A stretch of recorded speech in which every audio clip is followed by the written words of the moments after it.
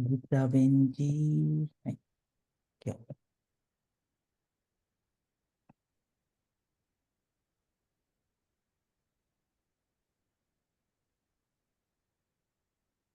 ओम शांति दीदी। ओम शांति ओम गीता बेन। शांति।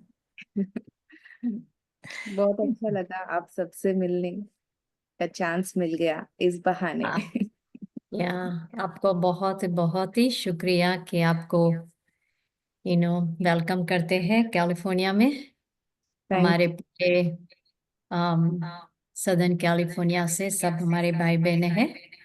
और आज तो मुझे पता है बहुत सारे लोग, क्योंकि आपका टॉपिक ही है, आप जो सिखाते हैं उसमें लगता है सभी हमारे भाई बहन को लागू लगता है। तो सभी जी अटेंटिव से सुनेंगे। Okay, welcome sister. Om Shanti. Thank you दीदी। ओम शांति। थोड़ा क्विक इंट्रोडक्शन। रम्या बेन वैसे डायबिटीज डायबिटीजोलॉजिस्ट है। सो जो डायबिटीज पर रिसर्च करके स्पेशलाइजेशन ही नहीं, सुपर स्पेशलिटी की तरह, तो इस फील्ड में ही थोड़ा रिसर्च की ओर से, जैसे कि ग्लोबल हॉस्पिटल में भी है।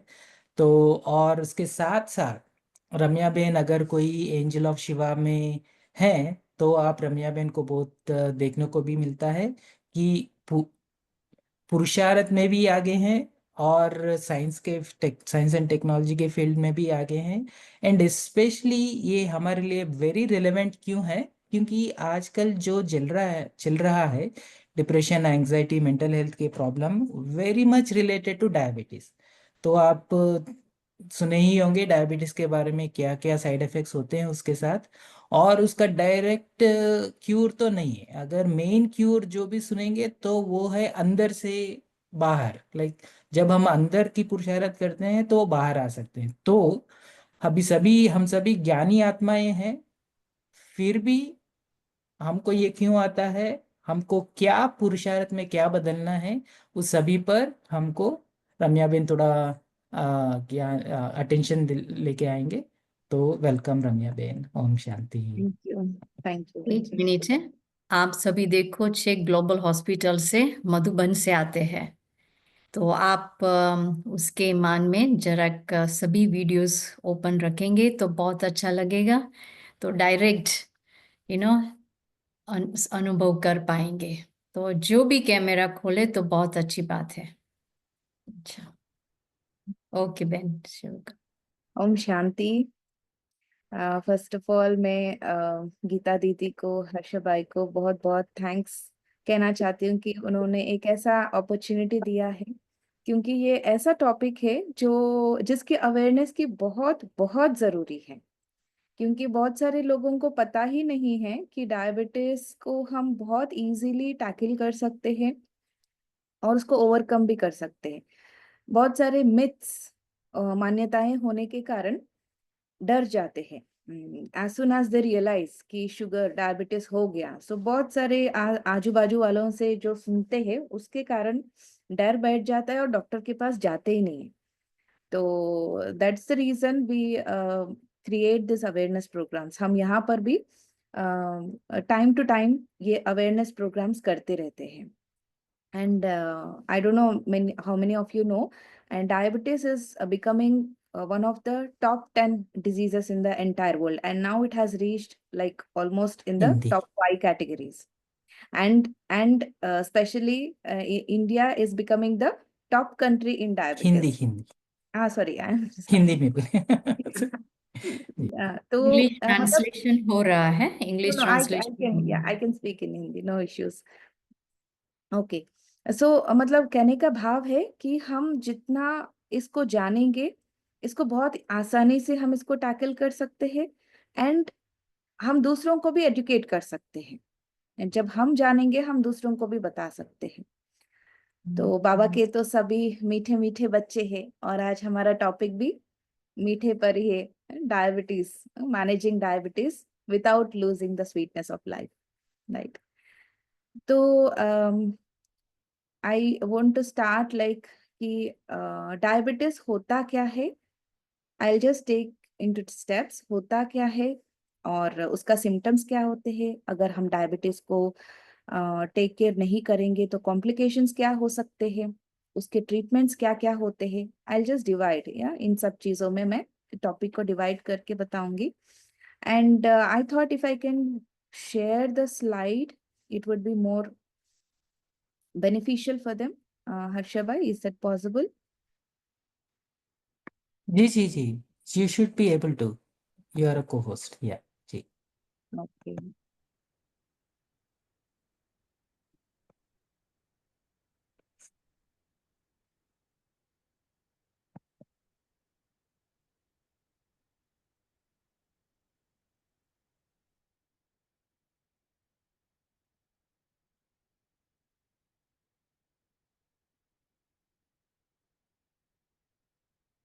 Is it visible? नहीं नहीं, अभी आया नहीं. एक बार शेयर एंड देन, हाँ अभी आ रहा. That's right. एंड अगर आप F5 मारेंगे तो फुल स्क्रीन होगा. या दी, that's right. Perfect. Yeah. So, diabetes, बहुत सारे लोगों को ये मिथ होता है कि एक बार डायबिटीज हो गया हम उसको रिवर्स नहीं कर सकते, या it is like life long. It is not, वो हर एक के केस में ये लागू नहीं होता है। अगर आपका डायबिटीज शुरुआत में, मतलब at a very starting stage में डायग्नोस होता है, तो हम इजीली उसको कंट्रोल कर सकते हैं, इवन रिवर्स भी कर सकते हैं। क्योंकि मेरे इस डायबिटीज के प्रैक्टिस में, I am been practicing as a diabetologist for more than 10 years now. As a diabetologist मैं 10 साल से करीब करीब प्रैक्टिस कर रही हूँ। तो इसमें मैंने देखा है कि ऐसे कोई भी एज ग्रुप या तो फिर सिचुएशन नहीं है जो आपको मतलब बोल सके हाँ अगर ये एज है तो आप नहीं कर सकते हो, ऐसा कुछ भी नहीं है। मैंने मोर देन 60 इयर्स वालों को भी देखा है जो रिवर्स कर सकते हैं डायबिटीज को, और मैंने बहुत यंग पेशेंट्स को भी देखा है जो बिल्कुल ही रिवर्स नहीं कर पाते हैं। So age is not at all a factor for diabetes.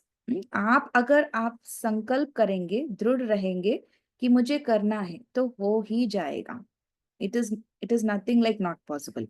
But हाँ, अगर डायग्नोस ही लेट हुआ, सपोज आपका शुगर डायग्नोस के टाइम पे ही 400-500 है और वो लंबे समय से चल रहा है, एंड उसका असर आपके दूसरे अंगों पर भी आ गया, जैसे कि आंख के ऊपर या किडनी के ऊपर, at that point of time may be reversal is not possible. But अगर हम अर्ली स्टेज में डिटेक्ट किए तो definitely it is highly possible to reverse it, and future में भी वो वापस ना आए उसके लिए भी हम कुछ टिप्स फॉलो करेंगे तो it will not come back. So it is like that.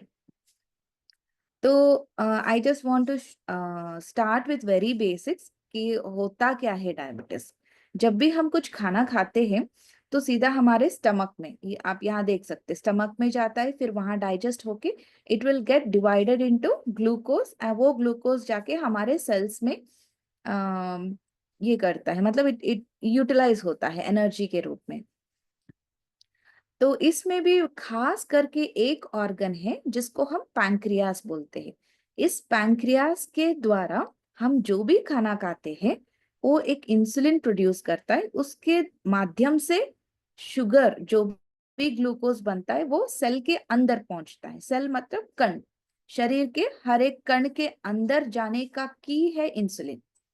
तो ये पैंक्रियास हमारे स्टमक जो है उसके पीछे की भाग में रहता है। तो पैंक्रियास से इंसुलिन की उत्पत्ति होती है और इंसुलिन हमारे ग्लूकोज को एब्जॉर्ब करता है।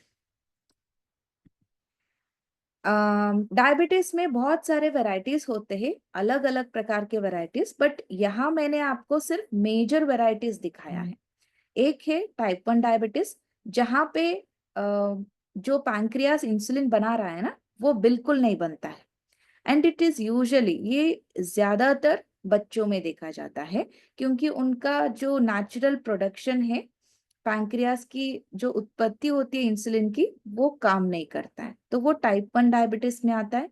टाइप 2 डायबिटीज, जहां पर इंसुलिन बनता तो है लेकिन वो 100% काम नहीं करता है, यूजुअली अडल्ट में देखा जाता है, मोर देन 30-40 ईयर्स के बाद में ये चालू हो जाता है।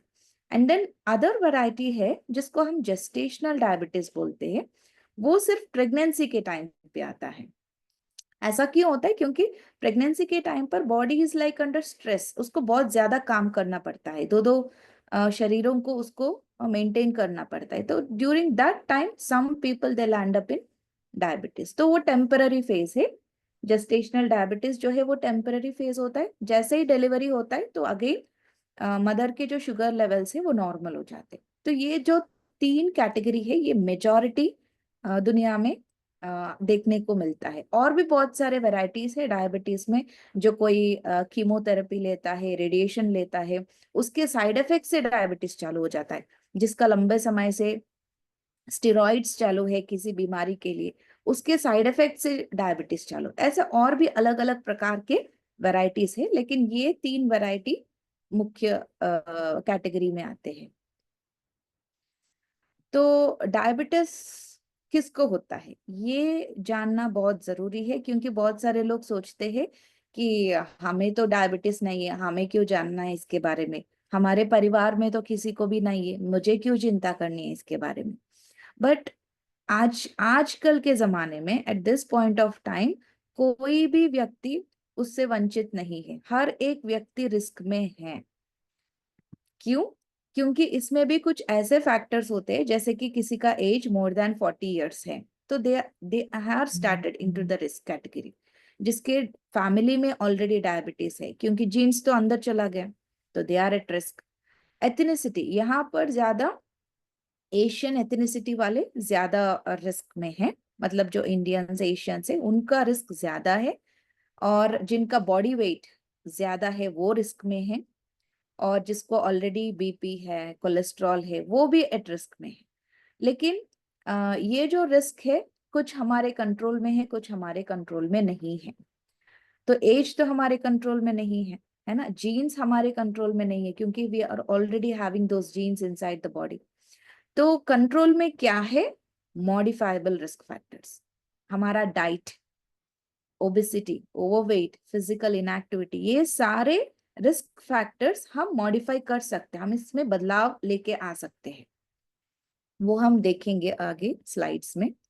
तो ये एक स्लाइड है जो हमारा लाइफस्टाइल चेंज कहाँ से कहाँ चला गया बताता है। पहले जमाने में आदमी पतला होता था और टीवी मोटा, और अभी टीवी स्लिम हो गया लेकिन आदमी उसका वेट ले लिया है, मोटापा आ गया है ना।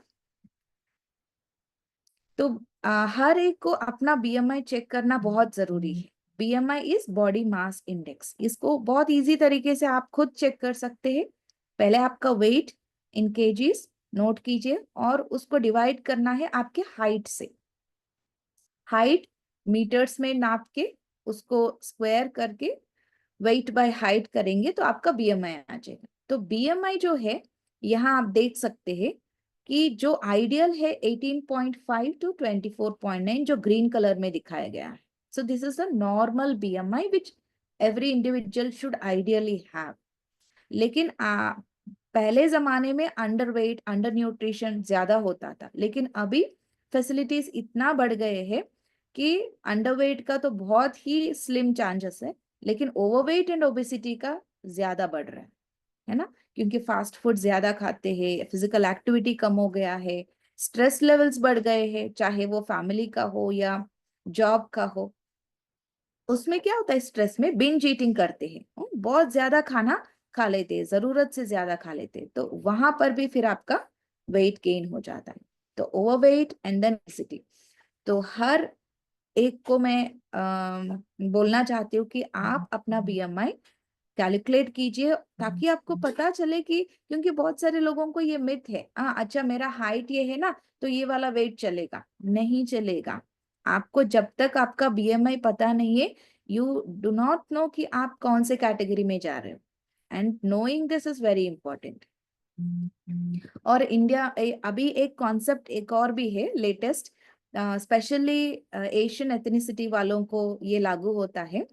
पहले जमाने में ये कहा जाता था कि जो व्यक्ति बहुत मोटा होता है ना उसको डायबिटीज होने का चांसेस है, ये पहले जमाने की मान्यता है। लेकिन अभी कैसा हो गया है अगर व्यक्ति लीन भी है, मतलब थिन इंडिविजुअल भी है, और वो एशियन एथनिसिटी है, तो उसको डायबिटीज आने का चांसेस ज्यादा है। क्यों? क्योंकि इन ग्रुप ऑफ पीपल में, एशियन इंडिविजुअल्स में ये देखा गया है, भले उनके स्किन के नीचे, जो हमारे स्किन के नीचे जो फैट होता है ना, उसको सबक्यूटेनियस फैट बोलते हैं, और जो हमारे पेट, इंटेस्टाइन, लिवर, इन सब के आजू बाजू में, स्पेशली एब्डोमेन में जो फैट जम रहा है, जाके डिपॉजिट हो रहा है, उसको विजरल फैट बोलते हैं। इसको सबक्यूटेनियस फैट और उसको विजरल फैट बोलते हैं। तो इंडियंस में ये देखा गया है, एशियंस में ये देखा गया है कि विजरल फैट ज्यादा है, सबक्यूटेनियस फैट कम है। और सबसे ज्यादा नुकसानकारक फैट है विजरल फैट, ना कि सबक्यूटेनियस। ये तो सिर्फ दिखने में दिखता है, लेकिन अंदर जो टॉक्सिन्स रिलीज करने वाला है वो है विजरल फैट। तो इसीलिए भले बाहर से लगता है कि ये व्यक्ति थिन है, ओके ओके वेट है, लेकिन बट उनका अगर पेट ज्यादा है, विजरल फैट ज्यादा है, then they are under risk. They are under risk, not only diabetes, heart के प्रॉब्लम्स में भी ये ज्यादा रोल प्ले करता है, visceral obesity. Okay, so that's why हमारा बीएमआई कैलकुलेट करना बहुत जरूरी है। और ये ब्यूटीफुली डिजाइंड आईडीआरएस स्कोर है, स्पेशली ये इंडिया में रिसर्च किया गया है, बिकॉज वी गेट, हमको जो भी गाइडलाइंस मेडिकल में मिलता है ना, तो usually it will be American, European guidelines आते हैं, क्योंकि वहाँ रिसर्च करने का ज्यादा स्कोप है, पॉपुलेशन में वो खर्चा कर सकते, रिसर्च कर सकते, so they do the research and they bring out some guidelines, and ज्यादातर हम बाकी देशों में वो गाइडलाइंस यूज करते हैं। लेकिन डायबिटीज में, क्योंकि हमने ये देखा है कि Indians are having little bit different ethnicity, different genes, तो हम इनके लिए कुछ ऐसा स्कोर निकाले जो पहले से ही हम उनको पकड़े, प्री डायबिटीज स्टेज में ही हम उनको पकड़े, ताकि वो डायबिटीज तक ना पहुंचे। तो उसके लिए ही ये स्कोर निकाला गया है, इसको इंडियन डायबिटीज रिस्क स्कोर, और ये चेन्नई में डॉक्टर वी मोहन, उनके ग्रुप ने ये रिस्क स्कोर निकाला है आफ्टर रिसर्च। तो इसमें it is very simple, anybody can do this. एक तो एज, आप इसमें देख सकते आपका एज कौन से कैटेगरी में आ रहा है। एज के बाजू में आप देख सकते स्कोर है, if your age is less than 35, आपका score 0। You can quickly make a note of it, आपका एज और उसके बाजू में स्कोर कौन सा आ रहा है वो नोट कीजिए। उसके बाद एब्डोमिनल ओबेसिटी। एब्डोमिनल ओबेसिटी मतलब हमारा वेस्ट जो होता है ना, वेस्ट के पूरा सर्किल की तरह हमें इंच टेप से नापना है कि हमारा कितना वेस्ट सरकमफ्रेंस आ रहा है। आइडियली फीमेल्स में less than 80 centimetres and males में लेस देन 90 सेंटीमीटर्स होना चाहिए, देन योर स्कोर इज 0। जैसे जैसा आपका वेस्ट सरकमफ्रेंस बढ़ता जाएगा, आपका रिस्क स्कोर बढ़ता जाएगा। So this you can quickly do after the session. तीसरा है फिजिकल एक्टिविटी। आपको खुद पता है कि मैं कितना एक्टिव हूँ अपने डेली लाइफ में। मैं बहुत रेगुलर वर्कआउट करती हूँ, रेगुलर एक्सरसाइज करती हूँ, या तो फिर कभी कभी हफ्ते में 2-3 दिन, या बिल्कुल sedentary, no exercise at all the time in front of laptop. तो बेस्ड ऑन दैट आप अपना स्कोर नोट डाउन कर सकते हैं। And the fourth one is your family history. आपके परिवार में किसी को है, जैसे कि स्पेशली पेरेंट्स को, आपके मम्मी पापा को है क्या डायबिटीज? अगर नहीं है तो 0 स्कोर। दोनों में से किसी एक को है तो योर स्कोर इज 10। अगर दोनों को है तो योर स्कोर इज 20। तो ये जो 4 पैरामीटर्स है, age, abdominal circumference, physical activity and family history, इन चारों में से स्कोर नोट करके यू एड इट अप, चारों को ऐड कर दीजिए ताकि आपको एक नंबर आएगा।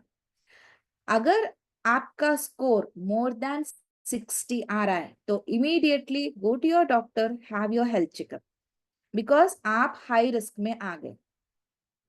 मे बी आपको पता ही नहीं कि ऑलरेडी डायबिटीज अंदर चालू हो गया, या तो फिर प्री डायबिटीज के स्टेज में है। सो जब तक आप जाके चेक नहीं करेंगे तब तक आपको पता नहीं चलेगा। So if your score is more than 60, you are at high risk, आपको जाके टेस्ट करवाना है। अगर आपका स्कोर 30 to 50 है तो moderate risk, and if your age, आपका एज मोर देन 40 ईयर्स है तो आई पर्सनली रिकमेंड जाके एक बार चेक करवा लीजिए. और if your score is less than 30 but still if you are coming under the category of Asian ethnicity, you should be cautious. Maybe yearly once एक बार health checkup करते रहना चाहिए.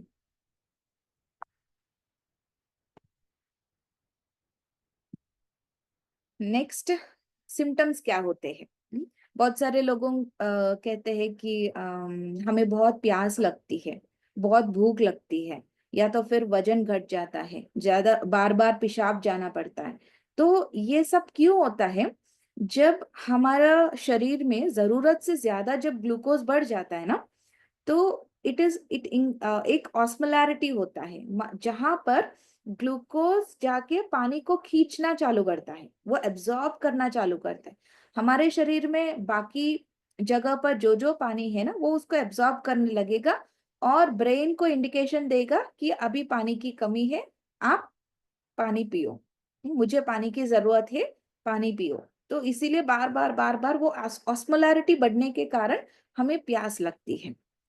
जैसे जैसे हम ज्यादा पानी पीते रहेंगे वो यूरिन में आता जाएगा, तो ग्लूकोज और पानी दोनों यूरिन में बाहर आता रहेगा. सो it is all like a cycle, एक के बाद एक होता रहता है. सो द 3 क्लासिक सिम्टम्स क्या है? एक तो बहुत बार बार पेशाब जाना पड़ता है, ज्यादा प्यास लगता है, या ज्यादा फिर भूख लगता है. ये सिम्टम्स कब होते हैं? जब आपका शुगर लेवल्स मोर देन 300 400 लगातार है, तब आएंगे ये. ऐसा नहीं आपको बैठ के वेट नहीं करना है कि जब ये सिम्टम्स आएंगे तब मैं जाके चेक करूंगी. नहीं, इट इज टू लेट. ये सिम्टम्स डेवलप हुए, you are already too late. बाकी सिम्टम्स क्या हो सकते हैं? वेट लॉस, छोटी छोटी बातों में थकावट आ जाना, मतलब ब्लरिंग ऑफ विजन हो सकता है, किसी किसी को घाव हो जाता है लेकिन वो हील नहीं होता है. तो these are like different different symptoms. किसी किसी को हाथ और पैरों में झंझनाहट होती है, चुभन जैसा लगता है. So this is one of the symptom of diabetes. ये जो टिंगलिंग सेंसेशन, नमनेस है, ये this is one of the symptom of diabetes. जरूरी नहीं है कि ऐसा है तो आपको शुगर है. ये पर्टिकुलर सिम्टम जो है ना, B12 डेफिशिएंसी में भी आता है.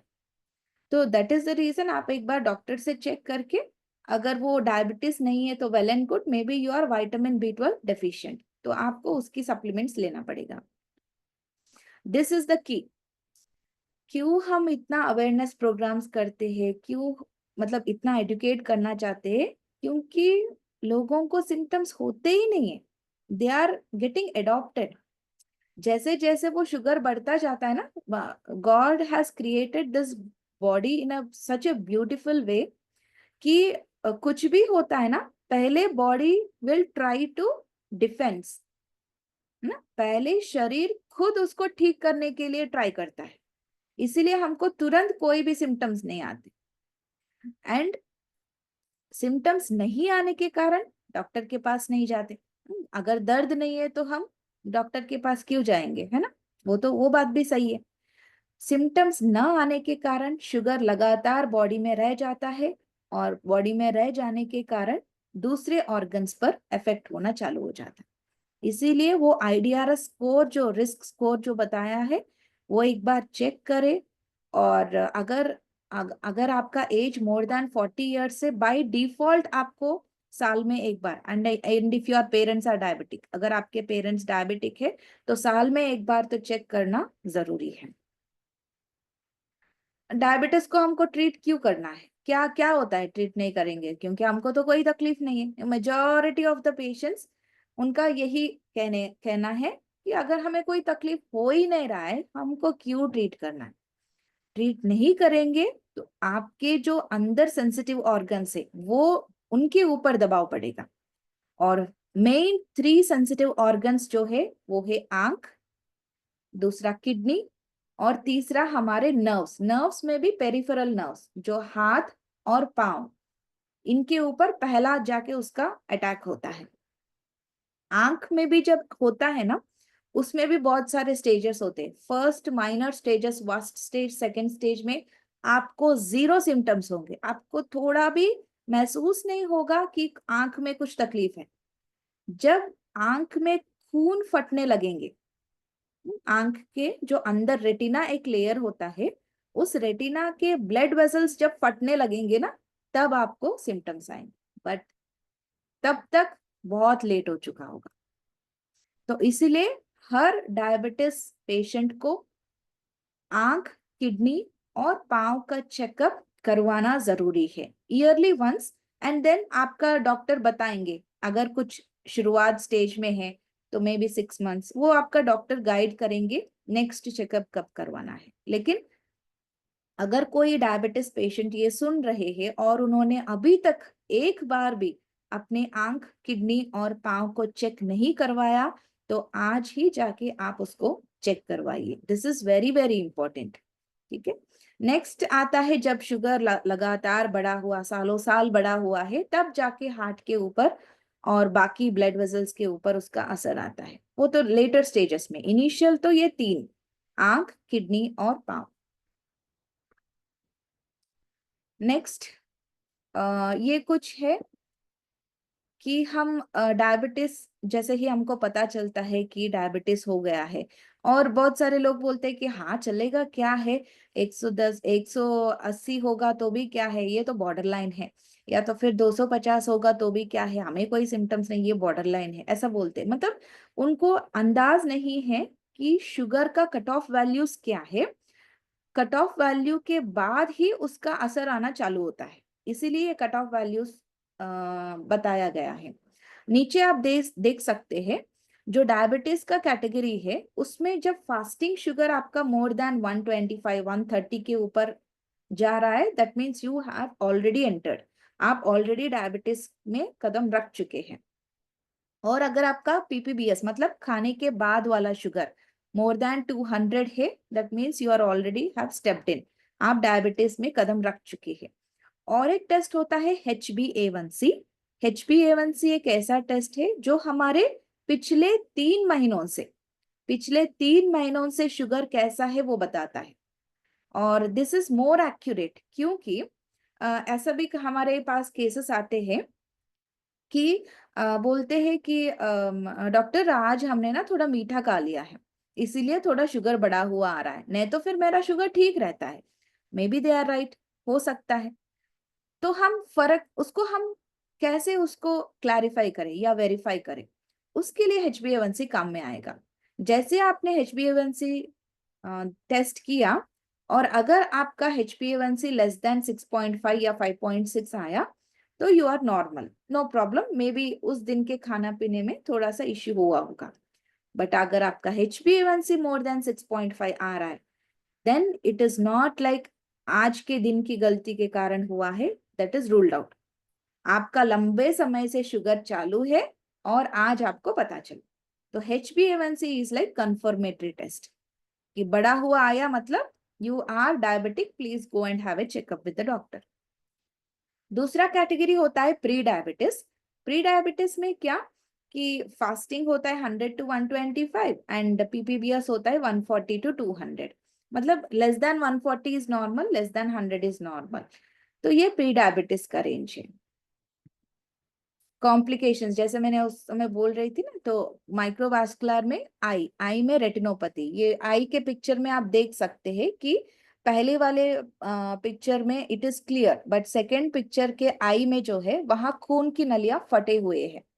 सो इससे क्या होता है, ब्लरिंग ऑफ विजन, आपको सही सही से दिखता नहीं है, या तो फिर पूरा एक भाग ब्लैकआउट हो जाता है, एक भाग दिखता है, एक भाग ब्लैकआउट हो जाता है। सो इट डिपेंड्स किस हद तक वो डैमेज हो गया है। किडनी, किडनी में जब इफेक्ट होता है तो हमारे शरीर के प्रोटीन्स जो होते हैं ना, वो यूरिन में निकलने लगते हैं, दे स्टार्ट एक्सक्रीटिंग। तो जब शरीर का प्रोटीन हम लूज करते हैं, तो पाँव का सूजन आ जाना, फेस के नीचे, आंखों के नीचे सूजन आ जाना, ये सारे loss of proteins from the body because of kidney failure. तो ये नेफ्रोपैथी में आता है। और तीसरा है न्यूरोपैथी। न्यूरोपैथी मतलब नर्व्स अफेक्ट करना। इसमें वही प्रिकिंग सेंसेशन, चुभने जैसा लगता है, या तो फिर करंट लगा हुआ जैसा लगता है, टिंगलिंग सेंसेशन आता है। तो these are different different symptoms of neuropathy. Major तो हार्ट, ब्रेन, लेग्स, आप ये कुछ पेशेंट्स में आप कभी देखे होंगे कि उनको घाव हो जाता है पाँव में, वो हील नहीं होता है ना। क्यों हील नहीं होता है डायबिटीज पेशेंट्स में? क्योंकि उनके जो खून की नलियां हैं वहां पे ब्लॉकेज जा रहा है, इसीलिए उनकी हील नहीं होता। यहाँ आप इस पिक्चर में आप देख सकते हैं, फर्स्ट ब्लड वेसल जो है फ्री फ्लो है, ब्लड फ्रीली फ्लो हो रहा है। लेकिन सेकंड पिक्चर में आप देख सकते हैं कि वहां सारे कोलेस्ट्रॉल के प्लेक्स इकट्ठे हो रहे हैं, है ना, तो ब्लड फ्लो ठीक नहीं हो रहा है। जब ब्लड फ्लो ठीक नहीं है तो घाव कैसे हील होगा? क्योंकि ब्लड फ्लो से ही तो उसको न्यूट्रिशन मिलेगा उस जगह को, और जब न्यूट्रिशन मिलेगा तभी तो वो हील होना चालू होगा, है ना। So this is all interlinked. इसीलिए जैसे जैसे वो घाव ये हो जाता है ना, पूरे तरह से ब्लॉक हो जाता है खून की नलियां, तो वहां ब्लड सप्लाई खत्म हो जाता है। जैसे ब्लड सप्लाई खत्म हो गया तो it is called as gangrene. Okay, तो वो गैंग्रीन भी उसका ये side effect of diabetes complication.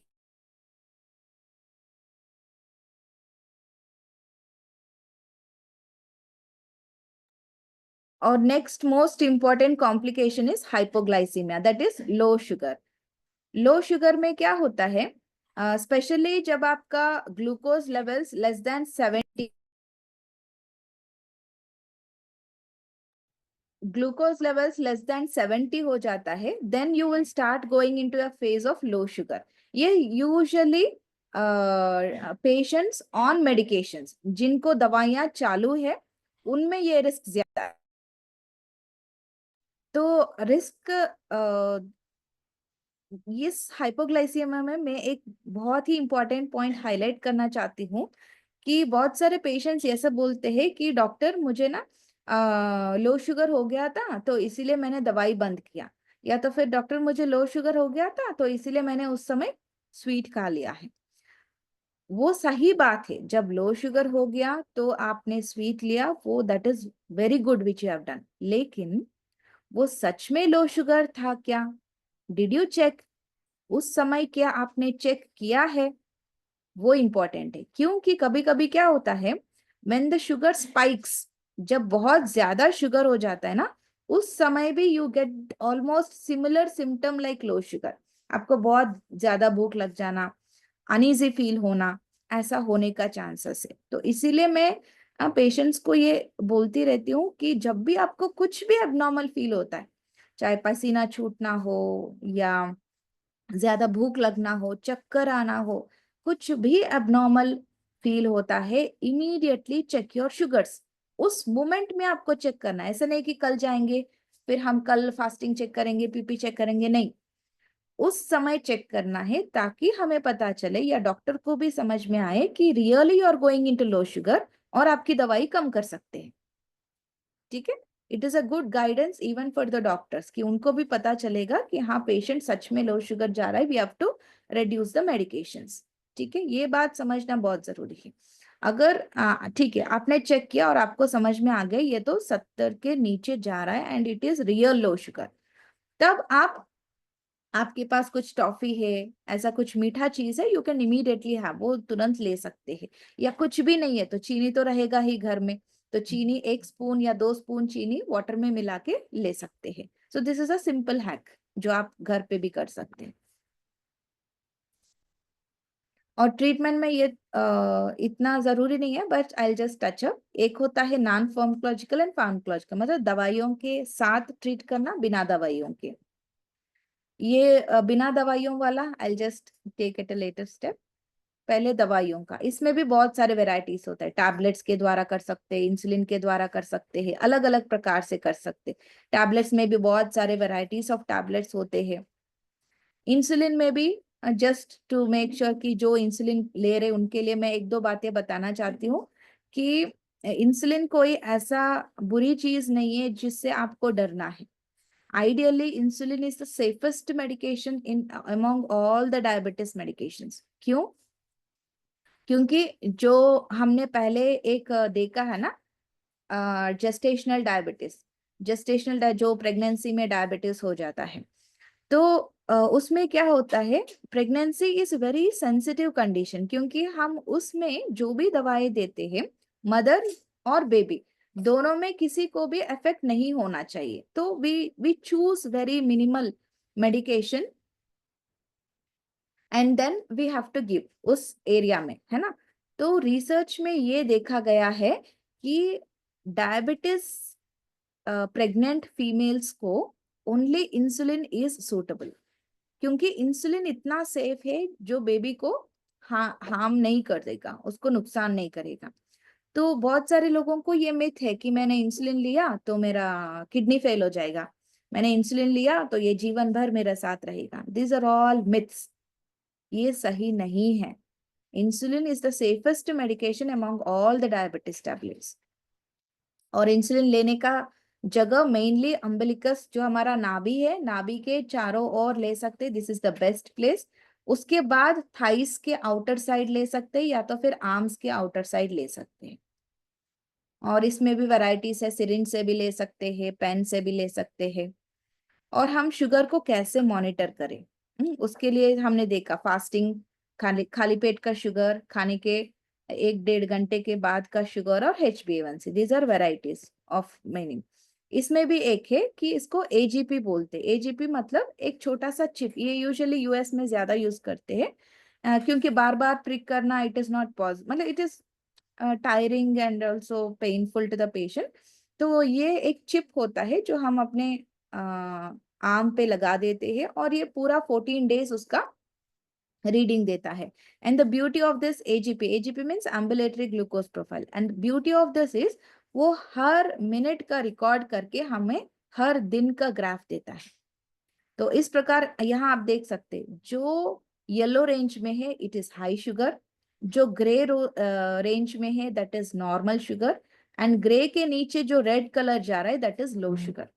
So patient को it gives a very good idea कि मैं कौन सा खाना खाने से मेरा शुगर बढ़ रहा है, कौन से एरिया में मुझे लो शुगर हो रहा है। क्योंकि जब डायबिटीज लंबे साल चलता जाएगा, या तो फिर किसी को बार बार लो शुगर्स होते हैं, कुछ समय के बाद बॉडी उसको अडेप्ट कर लेता है, और पेशेंट को लो शुगर होने के बाद भी कोई सिम्टम नहीं आता है, and that is the most dangerous state. क्योंकि अगर लो शुगर हुआ और आपको पता नहीं चल रहा है तो आप तो कुछ लेंगे नहीं, and then straight away you go into unconscious stage. So that is very very dangerous situation which हम हाइपोग्लाइसेमिक अनअवेयरनेस से बोलते हैं। तो वो सब हम उसको मिटा सकते हैं through proper checking. BP, sugar के साथ हमको बीपी भी सही तरीके से, सही मान्यता में उसको ठीक रखना जरूरी है। Even the cholesterol, they are all hand in hand, they are the like family members, एक के साथ एक आ जाएंगे। मिथ्स भी है, कुछ मिथ्स है डायबिटीज से रिलेटेड। बहुत सारे लोग कहते हैं कि अरे मेरे घर में नहीं है तो मुझे नहीं आएगा, that is a big myth. ऐसा कोई नहीं है, क्योंकि जब व्हेन आई वाज प्रैक्टिसिंग इन बैंगलोर, मेरा जिस एरिया में मैं प्रैक्टिस करती थी ना, it was full of IT companies, ठीक है। तो वहां पे young young individuals less than 30 years आते थे एज अ डायबिटिक पेशेंट्स। क्यों? जब मैंने उनको क्रॉस चेक किया, उनसे बातचीत किया, तो पता चला कि उनके फैमिली में तो किसी को भी शुगर नहीं था, बट इनको कैसे हो गया?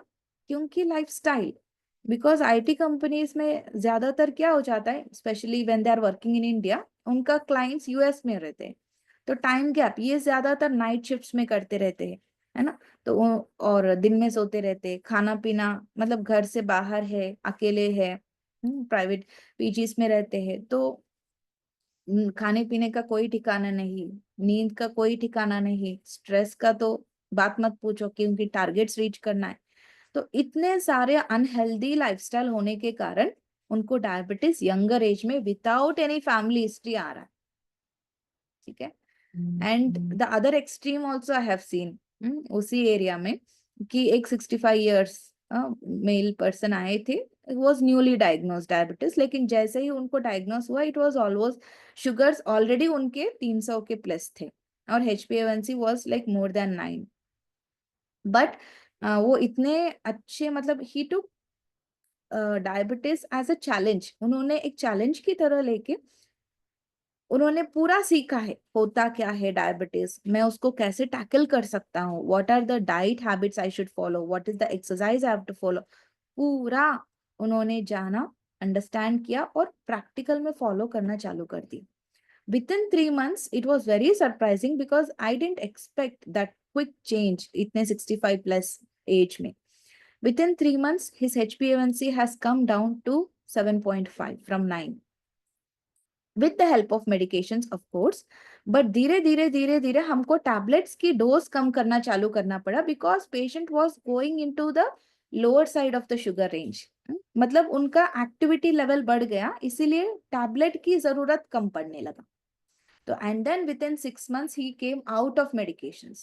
It was really, it is like a good example for many of us कि age does not matter. आपका विल पावर है तो आप कुछ भी कर सकते हो. You can easily cross it out. तो बहुत सारे मिथ्स क्या है कि सभी प्रकार के डायबिटीज सेम है. It is not same. जैसे हमने फर्स्ट स्लाइड में देखा कि टाइप 1 डायबिटीज में इंसुलिन की जरूरत होती है. टाइप 2 डायबिटीज में अगर अनकंट्रोल्ड है तो ही इंसुलिन आएगा. Eating sugars will cause diabetes. It is again a myth. It is not like that. Diabetes can't be prevented. ये भी मिथ है. It can be prevented. 100% it can be prevented through your lifestyle changes. Diabetes is contagious.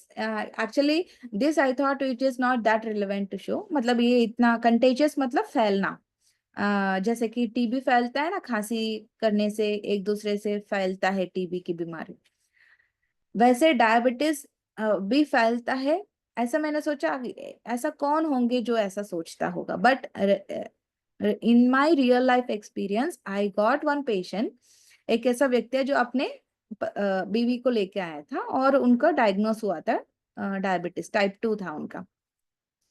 And then they पूरा उन्होंने treatment लिया, सब कुछ समझा. And then जाते समय उनके हस्बैंड ने मुझसे यही पूछा कि हमको फैलेगा क्या, हमारे बच्चों को भी फैलेगा क्या. तो it is not at all contagious. आप उनके साथ रह सकते हो, उनसे खेल सकते हो, खा सकते हो, सब कुछ कर सकते हो. ये कोई फैलने वाली बीमारी नहीं है. ओनली बुढ़ापे में शुगर आएगा, ये तो कॉन्सेप्ट कब का जा चुका है. क्योंकि latest youngest type 2 diabetes I have seen in my practice is 7 years of age. Type 2 की बात कर रही हूँ, टाइप 1 नहीं. टाइप 1 तो लेस देन 1 year भी आ जाता है.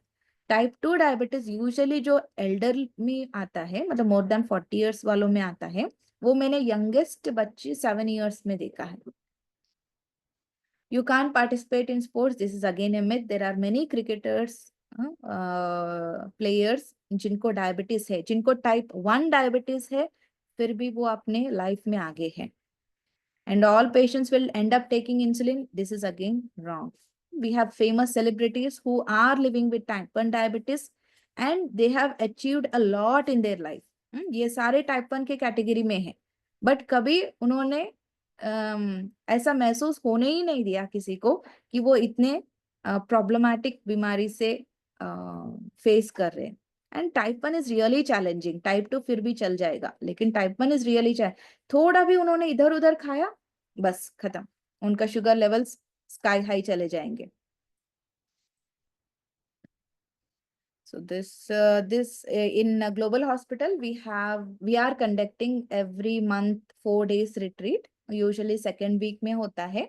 And we mainly focus on these sessions कि डाइट आपका कैसा होना चाहिए, वॉकिंग एक्सरसाइज हम उनसे करवाते हैं literally. And then we also have the complete other checkups like eye, dental, foot care. ये सारे checkups होते हैं. उनका कुछ फन एक्टिविटीज भी होता है. खेल खेल में सीख टाइप का भी एक प्रोग्राम रखा है. उसमें हम weight management, controlling of sugars, everything it comes under this. I just want to highlight one more aspect in this. Diet जो आप सबको जानना जरूरी है. लाइफस्टाइल में ओनली खाना और एक्सरसाइज नहीं, उसके अलावा आपका नींद, स्ट्रेस, रेगुलर चेकअप्स भी बहुत मायने रखते हैं. एंड ऐसा नहीं कि डायबिटीज डाइट ठीक है, मैंने एक चार्ट बना दिया और सबको दे दिया कि आप ये फॉलो करो आपको शुगर नहीं आएगा. ऐसा नहीं है. हर एक इंडिविजुअल अलग अलग है, क्योंकि उनका जॉब प्रोफाइल अलग होता है, उनका रहने का अलग होता है, उनको जो फैसिलिटीज है, क्योंकि किसी को रोटी खाने का आदत होता है, किसी को चावल खाने का आदत होता है, तो उनका लाइफस्टाइल में क्या वो ज्यादा सूट करते हैं, क्या कंज्यूम करते हैं, उसके ऊपर भी हम मॉडिफाई करते हैं डाइट को। So one size fits all, this is not for diabetes. इसमें भी मेजॉरिटी जो भी हम खाना खाते हैं ना, उसमें carbohydrates, fats, proteins and fibre के कैटेगरी में उसको हम डिवाइड कर सकते हैं।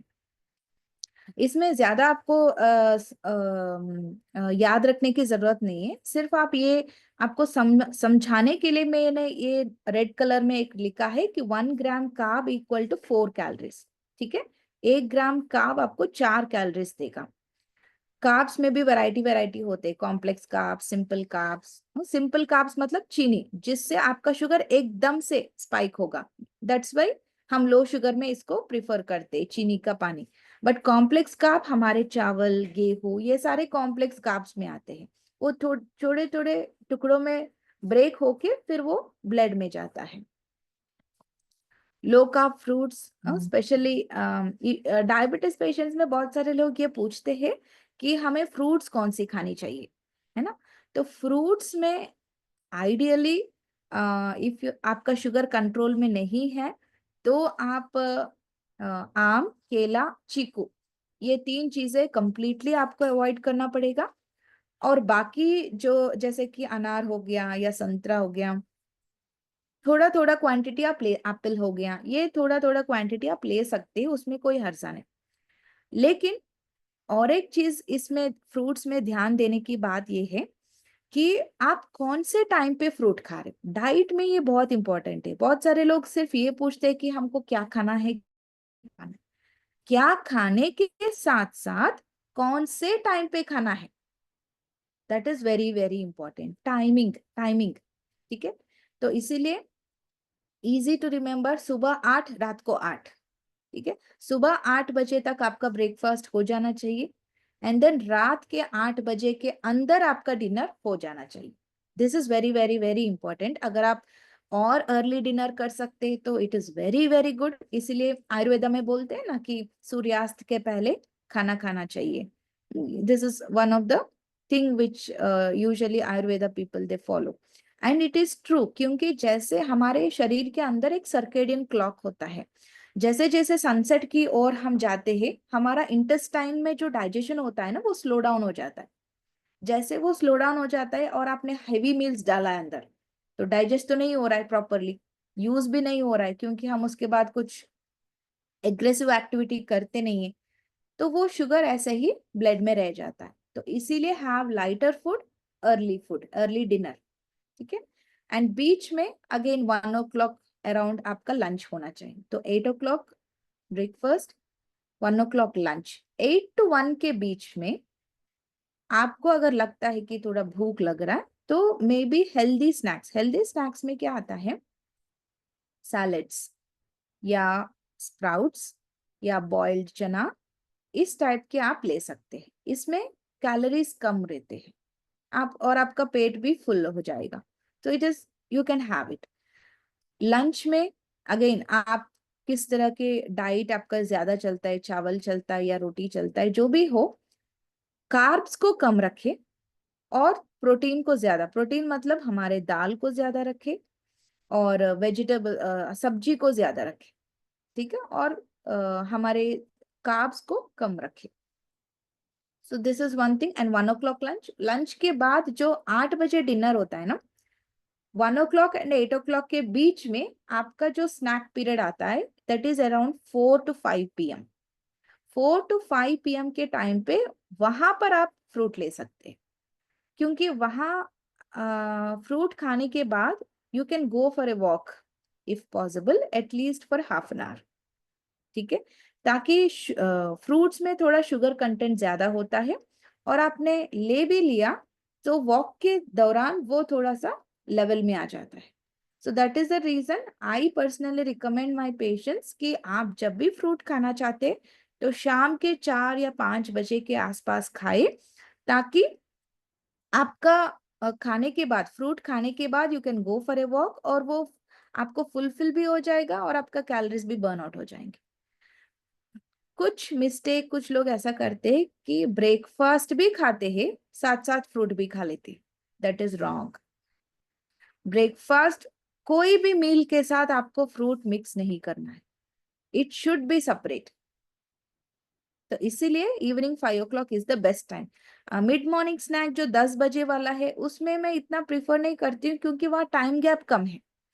10-10:30 आपने फ्रूट लिया, हाई कैलोरीज वाला है, फिर वापस आपका लंच आ गया, lunch again is high calories, तो हाई कैलोरीज एक साथ आ रहे, तो इसीलिए थोड़ा गैप देके 4 o'clock या 5 o'clock लेंगे तो थोड़ा गैप भी रहेगा, वॉक भी कर सकते, इट गेट्स बर्न आउट। यहाँ देखिए 1 ग्राम फैट इज 9 कैलोरीज, ये मैंने इसलिए रखा है, कार्बोहाइड्रेट्स 4 कैलोरीज दे रहा है और फैट हमें 9 कैलोरीज दे रहा है, it is like more than double, है ना। ये क्यों इंपॉर्टेंट मैंने इसलिए डाला है, क्योंकि बीके इसमें सबसे ज्यादा चैलेंजिंग है, क्या है, गुरुवार का भोग ब्रह्मा भोजन में भोग, मतलब ना क्योंकि हम ये प्रैक्टिकली देखते हैं, जो क्योंकि ग्लोबल हॉस्पिटल में रहते हैं तो यहाँ पर बीकेस बहुत ज्यादा आते हैं और डायबिटीज भी होता है उनको, तो वो पूछते हैं कि दीदी हमने तो इतना सही लिया है, भोग ज्यादा नहीं लिया है। तो I am not against that, लेकिन देखिए आप यहाँ देख सकते हैं जब हम स्पेशली स्वीट बनाते तो उसमें घी तेल डलता ही है, चीनी भी डलता है ना। तो ऑलरेडी चीनी कार्बोहाइड्रेट्स में आ गया, उसके साथ साथ हमने ऑयल डाला है, मतलब घी हो गया तो फिर तेल हो गया, ऑयल डाला है, तो आपका कैलोरी काउंट वहां पे कितना ज्यादा बढ़ रहा है देखिए, है ना। इतना सा एक स्पून स्वीट आपका एक पूरा प्लेट मील के बराबर हो जाता है, क्योंकि वहां पे ऑयल है, वहां पे घी है जिसमें ज्यादा कैलोरीज। ठीक है, तो इसीलिए अगर आपका शुगर्स कंट्रोल में नहीं है, if you are completely like uncontrolled diabetes है, तो आप भोग में स्वीट मत ले, बाकी दूसरा आइटम ले लीजिए। ठीक है, एंड वो आपका टारगेट रहेगा, अगर मुझे स्वीट खाना है तो मुझे शुगर कंट्रोल में लेके आना है। ठीक है, तो फैट्स में भी अच्छे फैट और अनहेल्दी फैट्स होते हैं। अच्छे जो है ना उसको पॉली अनसैचुरेटेड मोनो अनसैचुरेटेड बोलते हैं, जो यूजुअली हमारे ड्राई फ्रूट्स में होते हैं, और सिसामे ऑयल, ये सारे इसमें अच्छे फैट होते हैं। ट्रांस फैट ये होता है जो बुरे फैट है, जो शरीर को नुकसान करने वाला फैट होता है। और ये कब बनता है, सपोज आपने थोड़ा ऑयल लिया और उसमें आपने कुछ सब्जी या तो फ्राई कुछ तो किया और थोड़ा ऑयल बच गया, उस ऑयल को वापस आपने यूज किया, तो क्या हो गया, रीबॉइलिंग, है ना। एक ऑयल को हमने बार बार बॉईल किया, जब वो बार बार बॉईल होता है वही अच्छा वाला ऑयल बुरे ऑयल में कन्वर्ट हो जाता है, ट्रांस फैट बन जाता है। ठीक है, so this is unhealthy fat, ये जाके आपके हार्ट में, ब्रेन में, पाँव में सब जगह ब्लॉकेजेस बनाता है। तो trans fat is red signal, आपको लेना ही नहीं है। Proteins again it is good, 4 calories ही देता है, और प्रोटीन्स हमारे सारे दाल में है, तो it is like you can have no issue at all, proteins आप अच्छा खासा ले सकते हैं। फाइबर अगेन छिलके छिलके में ज्यादा फाइबर रहता है, and fibre is very good for specially diabetes patients, क्योंकि क्या होता है ना, जैसे जैसे डायबिटीज का ड्यूरेशन बढ़ता जाता है, अगर अनकंट्रोल्ड है तो वो पेट पे थोड़ा असर करता है, मतलब कॉन्स्टिपेशन हो जाना, इजी डाइजेशन नहीं हो पाना, ये सारे complications of uncontrolled long term diabetes. ठीक है, इसीलिए फाइबर को हम ज्यादा ले तो अच्छा है। Isabgol is one of the natural thing which is available, अगर आपको कॉन्स्टिपेशन की इश्यूज है तो आप उसको यूज कर सकते हैं, सैलेड ज्यादा ले सकते हैं, पानी ज्यादा पीना है, this is also very important. And then नमक भी अगेन, जैसे डायबिटीज पेशेंट्स के लिए बोलते हैं हम चीनी कम खाना है, ऐसे बीपी के लिए नमक कम लेना है, सो दे आर डायरेक्टली लिंक्ड। ये जानना थोड़ा आवश्यक है, क्योंकि ग्लाइसेमिक इंडेक्स क्या होता है, सपोज आपने 10 ग्राम आलू लिया, ओके, दूसरी जगह आपने 10 ग्राम पालक लिया, ओके, तो 10 ग्राम आलू खाने से कितना शुगर बढ़ेगा, 10 ग्राम पालक लेने से कितना शुगर बढ़ेगा। This is called glycaemic index. Quantity same है, लेकिन उसका तत्व, उसका नेचर जो है ना, वो कितना शुगर बढ़ा रहा है, उसको हम ग्लाइसेमिक इंडेक्स बोलते हैं सिंपल भाषा में। ठीक है, तो जितना ज्यादा बढ़ा रहा है वो उतना नुकसानकारक है, या वो हम उसको उतना कम लेना चाहिए। ओके, तो high glycaemic index means it will raise my sugars. तो इसमें आप थोड़ा सा, मतलब ये तो बहुत कुछ एग्जाम्पल है, लेकिन बहुत सारे आपको मिल जाएंगे नेट में। ग्लाइसेमिक इंडेक्स चार्ट आप डालेंगे ना तो आपको मिल जाएंगे। यहाँ पर तो कुछ सिंपल सिंपल चीजें बताया गया है। नेक्स्ट, ये फूड लेबल भी जानना जरूरी है, क्योंकि फूड लेबल्स में ना पीछे लिखा हुआ होता है। फैट के कैटेगरी में आप देखिए, सैचुरेटेड फैट, ट्रांस फैट। पहले आपको पता नहीं था कि सैचुरेटेड होता क्या है, ट्रांस क्या होता है, लेकिन अभी समझ में आ रहा है ना कि ट्रांस इज बैड कोलेस्ट्रॉल। वो आपको आप पैसे दे के खरीद रहे हो बैड कोलेस्ट्रॉल को। So it is good if you can check this labels if you are purchasing anything of that kind. Main पूरा ये सेशन का एक ही ये पिक्चर है कि मैं जो ले रही हूँ उसको मैं कितना बर्न आउट कर रही हूँ। अगर ये दोनों बैलेंस है तो आपको किसी भी चीज की चिंता करने की जरूरत नहीं है। Intake should balance my output. अगर ये मैं कर पा रही हूँ तो आप तीनों टाइम स्वीट्स खाएंगे तो भी मुझे कोई इश्यू नहीं है। लेकिन अगर आप वो फिजिकल एक्टिविटी उतना नहीं कर पा रहे, then you should cut down on sugars. ठीक है, हाँ, ये free fruits. Usually diabetes patients में क्या होता है, क्रेविंग ज्यादा होता है, हंगर फीलिंग होता रहता है, तो हम इसको इम्प्लीमेंट करने के लिए बोलते हैं उनको। क्योंकि जब भी उनको लगता है कि मुझे भूख लग रहा है, तो अभी tell them to take salad. Salad से आपका शुगर कुछ बढ़ेगा नहीं, जितना चाहे मर्जी ले सकते हैं।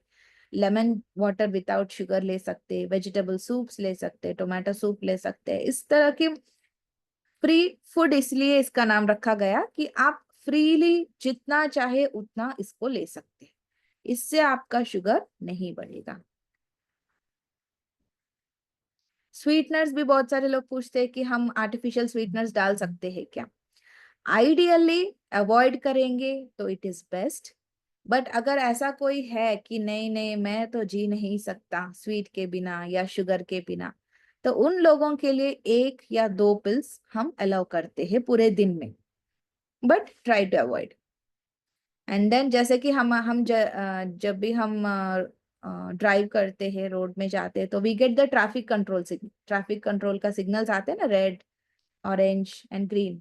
तो यहाँ फूड में भी ऐसा ही है। Red food which are rich in fat, high in sugars, high glycaemic index, stop, you should not have. Yellow और ऑरेंज मॉडरेट में है।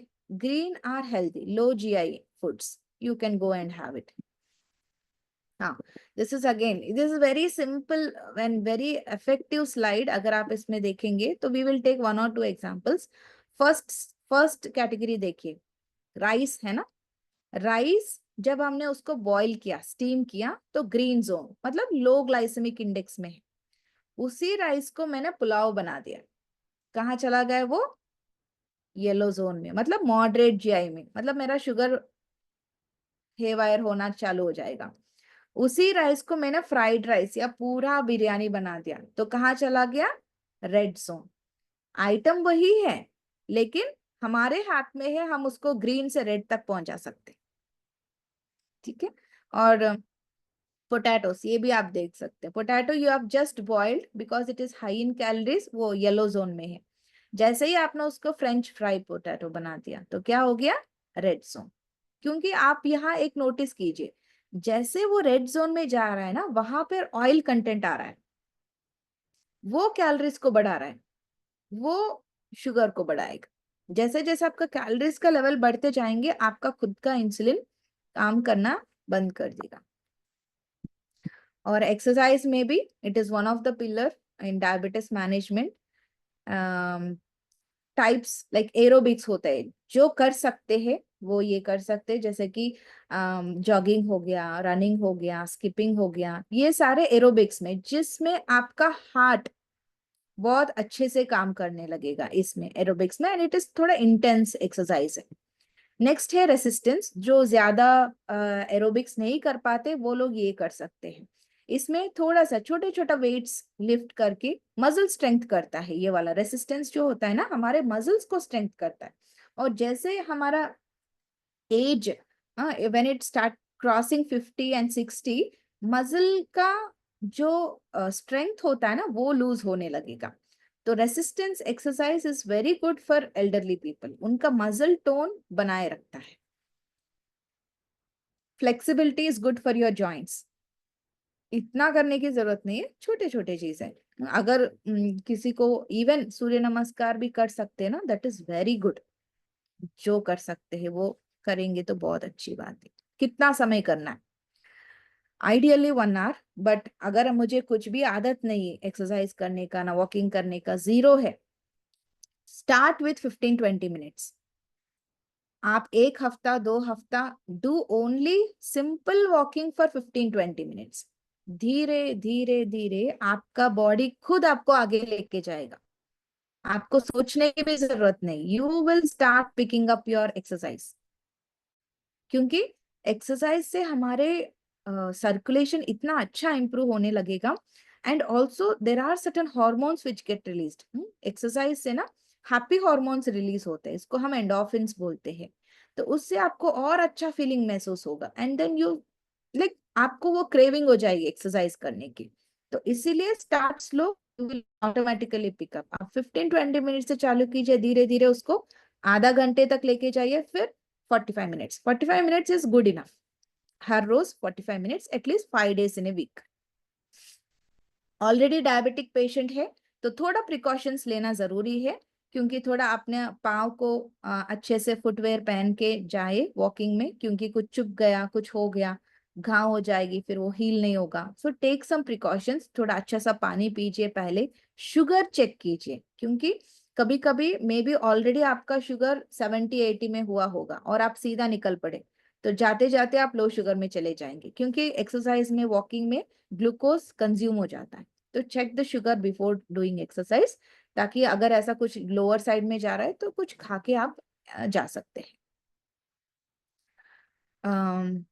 स्पेशली कुछ कंडीशन है जिसको ऑलरेडी किडनी की दिक्कत चालू हो चुका है, तो वो बहुत ही इंटेंस एक्सरसाइज में न जाए, सिंपल वॉकिंग पे रह जाए। इवन रेटिनोपैथी जो होता है ना, जो आंख में हमने देखा, जो खून की नलियां फटती है, उसमें भी इंटेंस एक्सरसाइज कॉन्ट्रा इंडिकेटेड है। जैसे कि वेट लिफ्टिंग हो गया, जॉगिंग, जंपिंग, ये सारे कॉन्ट्रा इंडिकेटेड है उन लोगों को। Simple walking is good enough. ये है रेटिनोपैथी का। और specially again elderly people, because उनको ऑलरेडी नी जॉइंट इश्यूज होते हैं, तो इसीलिए उनको ना इतना विगरस हम ट्रेन नहीं करते, बहुत सिंपल एक्सरसाइज ही हम सिखाते हैं। Yoga is again, all these things are scientifically proven. ऐसा ऐसा ही नहीं है, this are all scientifically proven कि ये बहुत ही हेल्प करते हैं। स्लीप, इसमें भी ये स्टडी किया गया है कि प्रॉपर स्लीप से डायबिटीज का कंट्रोल पर काफी असर है। क्यों? क्योंकि जब नींद नहीं आता है ना, प्रॉपर नींद नहीं होता है, तो बॉडी को रेस्ट नहीं मिलता है। बॉडी को रेस्ट नहीं मिलता है तो स्ट्रेस हार्मोन्स रिलीज होता है, और वो स्ट्रेस हार्मोन्स शुगर को बढ़ा देते हैं। So this are all interlinked. तो proper sleep is also very important.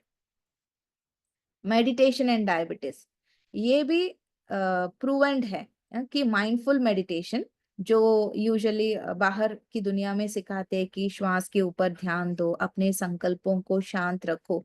So mindful meditation के ऊपर भी जो हमारे इसमें है, CMC वेलोर, वेलोर में एक एंडोक्राइनोलॉजिस्ट है, उन्होंने रिसर्च किया था, और वो US एंडोक्राइनोलॉजी में उसको पब्लिश भी किया गया है कि mindful meditation has a very good impact on diabetes.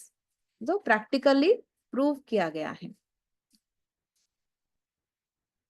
ठीक है, so I think it's time is also up. जी, अभी हम आपको फिर बुलाना पड़ेगा और एक सेशन, एंड स्पेशली जो मेडिटेशन और mental health and diabetes and आपका पर्सनल अनुभव Yeah, it वो is भी actually सुनना a चाहेंगे. huge topic. Diabetes is a very huge topic. I know, and it is very relevant too. Hmm. जी जी. So आई नो बहुत लोगों को बहुत क्वेश्चंस है ये. तो इसके लिए हम थोड़ा इतना बहन थोड़ा मेडिटेशन करके wrap up. Okay. So we will take the questions in another session. Is it like ऐसे गीता बहन. करो, कंटिन्यूशन करो, नेक्स्ट मंडे हो सकता है तो. next अच्छा Monday? अच्छा, नेक्स्ट मंडे जी. रम्या हाँ बहन आपको हो सकेगा. है. I am just checking the date. कौन सा date आ डेट आएगा 28 हमारा, 29 आपका ट्यूसडे. रहा है? 29. I think it should be okay. 29th is अच्छा, okay. सो 29 करें जी. Hmm. परफेक्ट क्या आप परफेक्ट. सभी को सो एडवांस में बता दो. जी जी जी जी, 29 को कंफर्म रम्या बहन. Hmm. परफेक्ट जी. अभी उस समय इतना 1 hour की जरूरत नहीं पड़ता होगा, but still we can see 45 minutes में भी हो जाएगा. हाँ जी. आई मीन Q&A स्टार्ट हो गया तो इट Yeah. Never ends. अच्छा तो मे अच्छा, be you so there can are lot make of questions it. Preventative. या बहुत सारे लोगों ने क्वेश्चंस पूछा है, तो may be if Quick it's questions, we can just quickly browse through. One question is how do you sign up for the retreat? अच्छा. Okay, retreat के लिए you can contact me. Usually in Angel of Shiva we usually post these things. Those who ये have joined. Centre को आ गया तो, हाँ हाँ, अच्छा एंजल ऑफ शिवा में आ गया तो गीता बहन को भेज We दूंगा usually time. post the retreat dates 1 month in advance or हाँ 2 months in advance. We usually post the dates, and उसमें contact numbers भी है. और you can even contact us. Even मेरा number भी है उसमें, और one more brother का भी है. तो or else you can take my mail ID and you can directly. I am just sharing my mail ID. जी. और और प्रिवेंटेटिव मेथड्स नेक्स्ट सेशन में थोड़ा कवर करेंगे. Preventive I preventive measures. Yeah, sure. Shubai. Yeah, I have shared my mail ID. If anybody has any doubt, wants to know the inquiry about the retreat, वो मुझे mail कर सकते हैं. Retreat के बारे में जो भी जानना चाहते हैं वो मुझे मेल कर सकते हैं. I have shared my mail ID. तो थोड़ा योग करके Yeah. and we can, okay. Ji. So yeah, we'll all just sit comfortably. आप जहाँ पर भी बैठे हैं,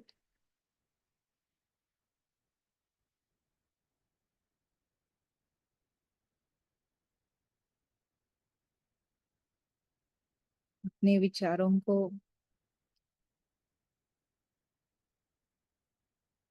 एकाग्र करिए.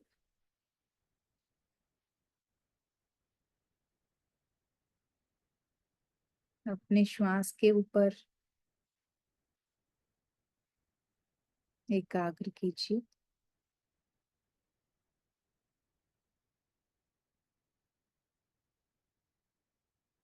जो भी दूसरे विचार आ रहे, उसको जस्ट साक्षी होकर के देखें.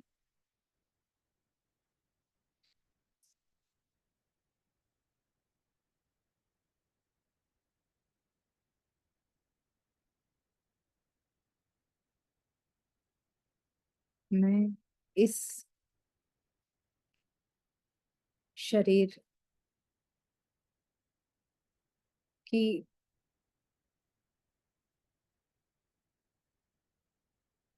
हर अंग को साक्षी होकर के देख रही हूँ.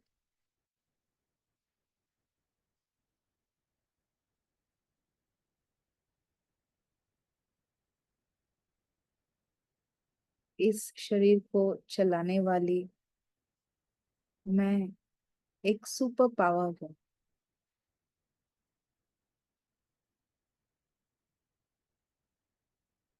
एक अद्भुत शक्ति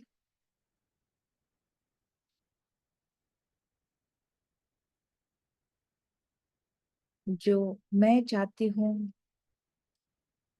उसे मैं इम्प्लीमेंट कर सकती हूँ। अगर मैं स्वस्थ रहना चाहती हूँ अपने विचारों के तौर पर या शरीर के तौर पर, मैं वैसे जी सकती हूँ, क्योंकि परमात्मा मेरे साथ है और परमात्मा की शक्ति मेरे में है।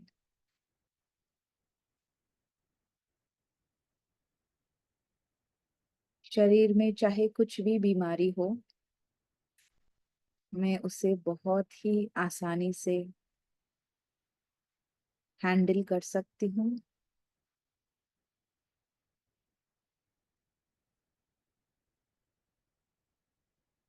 और उसको और भी स्वस्थ कर सकती हूँ।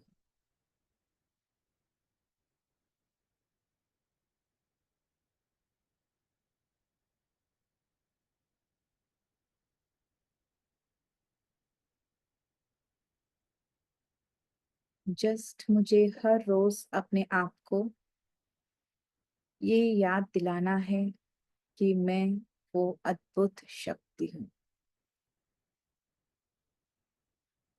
जिसमें भगवान ने स्वयं अपरमपार शक्ति भर दिया है।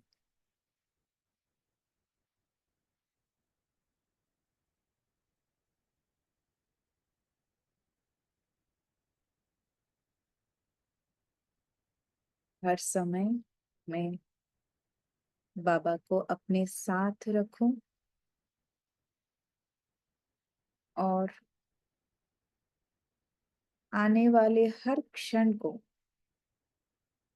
मैं बहुत ही खुशी खुशी से जीती रहूं, सबकी सेवा करती रहूं।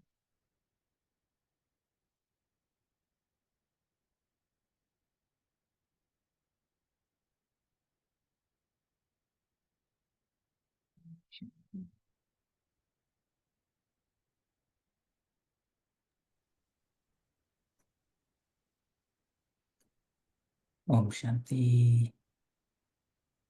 Thank you Ramya ben, thank you आप आपने सभी। समय निकाला हम सभी के लिए।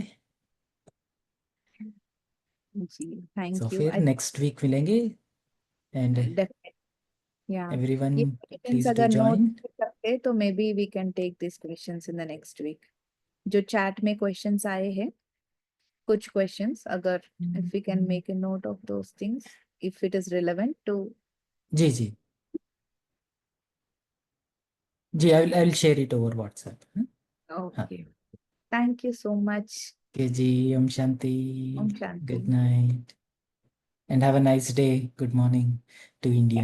या ओम इन इंडिया इट शांति। Is good morning. ओम शांति।